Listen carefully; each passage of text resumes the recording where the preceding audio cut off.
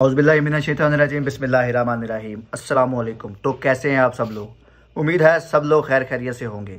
तो आज हम बात करेंगे रवां हफ्ते की सूरत हाल, दोनों एम्बेसी की, कराची की भी और इस्लामाबाद की भी, और इसके साथ साथ हम आपको उम्रा वीज़ा के मुतालिक भी बताएंगे।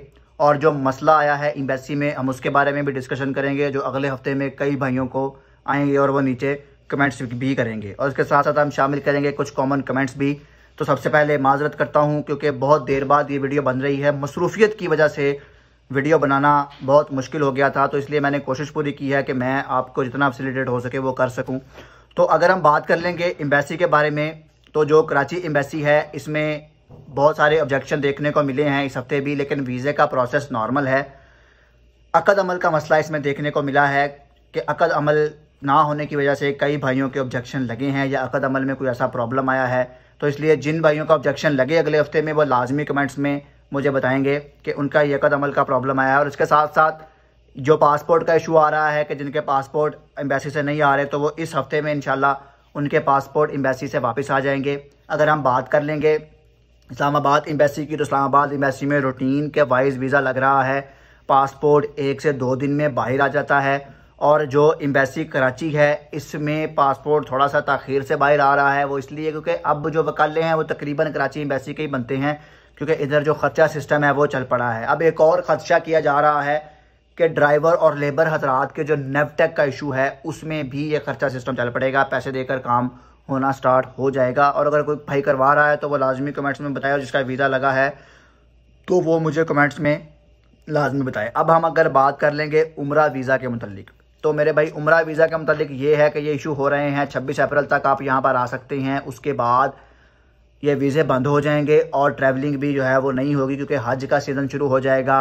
अब जो अप्लाई करेंगे, अब कई कहेंगे जब हमने अप्लाई किया, इतना खर्चा दिया, ये किया वो किया, देखें ये एक डेट निकल गई है, आपको ऑफलोड होना पड़ेगा, जाहिर सी बात है। अगर आप यहाँ पर आएंगे तो वो कराची से ही आपको या किसी भी एयरपोर्ट से आपको ऑफलोड कर दिया जाएगा। तो ये ख्याल करेंगे जो रूल्स निकलते हैं ना, ये पाकिस्तानी रूल नहीं होते, ये सऊदी रूल्स होते हैं, और उन पर वो इम्प्लीमेंट पूरा करते हैं। देखें एयरपोर्ट पर खबरदार रहें, एयरपोर्ट पर किसी का सामान ना पकड़ें। बारहा मैं हर वीडियो में ये कहता हूँ, क्यों? क्योंकि आपको नहीं पता कि जिसके पास से कोई सामान निकल गया तो जारी बात है उसको कितनी सज़ा यहाँ पर भुगतनी पड़ेगी, वो आपको नहीं पता। वहाँ से क्लियर होके आ भी जाएंगे, लेकिन यहाँ पर आप नहीं बख्शे जाएंगे। तो इसलिए ख्याल करें, ये जो विजिट पे भी आते हैं ना, घर से सामान लेके आ जाते हैं, वो वाला जो ममनू है, यानी कि कोई लिक्विड चीज़ है, कोई मिर्च मसाला, ये ममनू है। देखिए वहाँ पर निकल गया और उसमें कुछ डाउट नहीं हुआ, कुछ शक हुआ, तो जारी बात है कि एयरपोर्ट सिक्योरिटी आपकी हर चीज़ चेक करने क्या उनके पास इख्तियार है, और वो चेक कर सकती है। बैग उनको फाड़ना है तो बैग फाड़ सकती है, सामान आपका बाहर निकाल कर रख सकती है, ये उनका है। बाद में आप उधर बहुत सारे मसले करते हैं। आप कई बार के साथ मसला हो, मुझे कमेंट कर रहे हैं जी एयरपोर्ट में हमारी बड़ी सख्त चेकिंग हुई है, तो जारी बात है वो उनको डाउट होता तो वो चेक करते हैं ना। तो इसलिए आप भी थोड़ी कोशिश करें कि ऐसा सामान अपने हमरा ना रखें जो ममनू हो। अब हम अगर बात कर लेंगे मल्टीपल वीज़ा की, तो मेरे भाई जो मल्टीपल वीज़े हैं ये बंद हैं। अगर कोई कहता है कि जो इशू हो रहे हैं 14 वाले के लिए बंद है, तो भाई बंद है। और 1 महीने का इशू हो रहा है, वो भी ये सिर्फ उम्र तक है, हज के दौरान ये बंद हो जाएगा। अब एक भाई तारिक हुसैन उन्होंने कमेंट किया था कि वर्क वीज़ा बंद है या उम्रे की वजह से ये बंद हो जाएंगे। देखिए वर्क वीज़ा बंद कोई नहीं है, वर्क वीज़ा खुले हुए हैं, उम्रे की वजह से भी नहीं बंद है, लेकिन हज की वजह से इसका प्रोसेस स्लो हो जाएगा।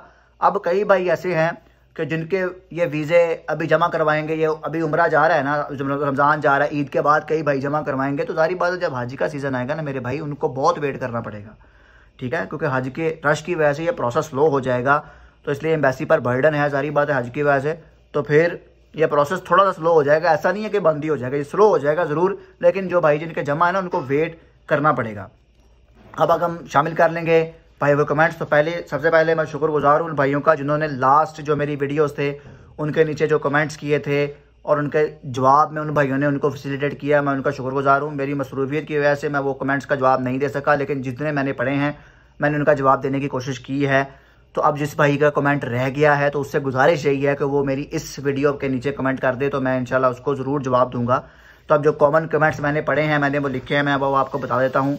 जिसमें रजब अली पूछते हैं कि एयरपोर्ट्स पर कौन कौन से डॉक्यूमेंटेशन चाहिए होती है, क्या कदम लाजमी है, ओरिजिनल चाहिए या कॉपी। देखें पहली बात यह है कि आपने नीचे लिखा है कि एजेंट कदम नहीं भेज रहा।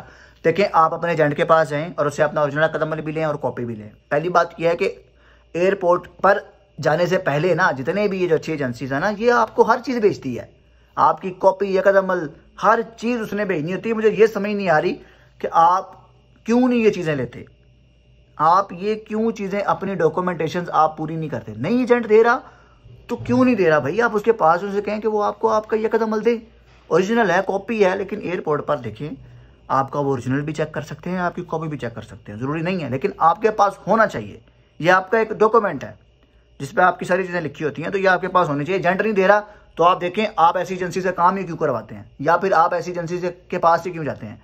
आप सीधी तरह उससे इंक्वायर करें कि भाई अब आपका कदम अमल वो आपको दे, ये ज़रूरी है, तो आपके पास होना चाहिए। अनवर अली कहते हैं कि 4 महीने हो गए हैं, एजेंट कहता है कि नए वीज़े पे भेजूंगा, पहले मेडिकल कराया, एक्सपायर हो गया, सारा कुछ करवाया। ये अब देखें जो मेरे अच्छे एजेंट हजरात हैं, मुझे लगता है कि उन पर भी इसका इफेक्ट आएगा। अब मैं करने लगा हूँ थोड़ी सी सर्जनिश उन एजेंट्स की जो ये हरकतें कर रहे हैं। पहली बात ये किसी भी तौर पे मेरे भाई ठीक नहीं है आपके साथ, और जो ऐसे एजेंट्स हैं आप उनसे काम मत करवाया करें। ये होते हैं थर्ड पार्टी एजेंट्स, यानी कि जिसको हम कहते हैं विचोला। ये वो लोग होते हैं जो इधर से पैसे पकड़ लिए और आगे उनका काम नहीं हुआ तो वो पैसे गए, वो नए वीज़े पे भेजेगा। मेरी गुजारिश है वो एजेंट भाई कि आप प्लीज़ इनको नए वीज़े पे भेज दीजिएगा, लेकिन आपको भी पता है और मुझे भी पता है ये जो 4 महीने आपने लगाए हैं ना, ये क्यों लगाए हैं, ये मुझे भी पता है, ये आपको भी पता है। तो बेहतर ये है कि आप इस भाई का काम कर दें तो अच्छी चीज़ है, लेकिन मुझे उम्मीद है कि आप कर भी देंगे। मैं उन लोगों के लिए कह रहा हूँ कि जो लोग ये हरकतें कर रहे हैं, पैसे लेते हैं, फ्रॉड करते हैं, काम नहीं करते, पैसे पकड़ लेते हैं, काम नहीं कर रहे। और वो एजेंट कौन होता है, देखें आप डॉक्यूमेंट्स भेजते हैं और वो आगे से ऐसे आपसे बात करता है कि जैसे वो आपका पता नहीं कितना बड़ा सरबराह हो गया है। मैं उन एजेंट से ज़रा से ये कह रहा हूँ कि मेहरबानी करें, आपका रवैया अपने क्लाइंट के साथ वही होना चाहिए जो आपका पहले दिन था। मैं ये दोबारा रिपीट आपके लिए कर रहा हूँ कि आपका रवैया अपने क्लाइंट के साथ वही होना चाहिए जो आपका पहले दिन से था, जब वो आपके पास फाइल लेकर आया था या वीज़ा लेने आया था या इंटरव्यू लेने आया था, जो भी था। लेकिन काइंडली मेरी गुजारिश यही है, और अगर वो आपसे बार बार पूछ रहा है ना, तो आप उसको एक अच्छी स्टेटमेंट में कह दें कि मेरे भाई वक्त लगेगा, इतना वक्त लग सकता है, तो उसको ज़रूरत ही क्या है वो आपसे बार बार इंक्वायर करने की। तो इसलिए मेरे भाई सबसे गुजारिश है ऐसे एजेंट से कि बात रहें। फिर आप हमें नीचे कमेंट्स करते हैं, हमें मेल्स कर रहे होते हैं कि हम अपना नंबर दें, ज़रा अपनी एजेंसी बताएं, ये करें वो करें, आप बात रहें तो बेहतर होगा। अगर आप नॉर्मल तरीके से किसी से बात कर लेंगे ना, तो मुझे नहीं लगता कि आप लोगों का कुछ जाएगा। बहुत भाई हैं, बहुत कंप्लेंट्स हैं, मैं बयान नहीं कर सकता कितना यहाँ पर मुश्किल। आपको पता है एक भाई वीज़े के लिए, वीडियो लंबी हो रही है, मैं एक भाई वीज़े के लिए वो बंदा आपके पास आ रहा है, अपने रोज़गार के लिए उसने यहाँ पे आना है, अपनी किस्मत के लिए उसने यहाँ पे आना है, अपने बच्चों के लिए उसने इधर आना है, कितने लोगों के का रोज़गार उसका पीछे लगना है। सारी बात है, एक बंदा जब बाहर आता है ना, देखें वो यहाँ पे पैसा कमाता है तो यहाँ पे उसके किसी काम का नहीं है, इधर उसने कोई महल नहीं खड़ा कर लेना, वो पैसे अपने मुल्क भेजेगा। एक तो आपकी इकोनॉमी ठीक करेगा, एक वो अपने मुल्क पैसे भेजेगा। कितने लोगों का रोज़गार वो चलाएगा एक इतने पैसे से। अगर वो 10 लाख अपने मुल्क भेजता है, उसने घर बनाना, तो मुझे बताएं एक घर बनाने में वहाँ बैठे कितने लोगों का रोज़गार लगेगा। तो इसलिए एजेंट हज़रात से गुजारिश है कि ऐसे लोगों से आराम से बात करें। हाँ, अगर कोई ऐसा वाक़या दोबारा देखा गया या कोई ऐसा मसला हुआ कि जिसमें किसी एजेंट ने किसी के साथ बुरा सलूक किया है, तो यहाँ पर अगर हम उसका नाम लेंगे तो जारी बात है ये बहुत उसके ख़िलाफ़ ये चीज़ जाएगी। तो बेहतर ये है कि आप खुद ही बात रहें।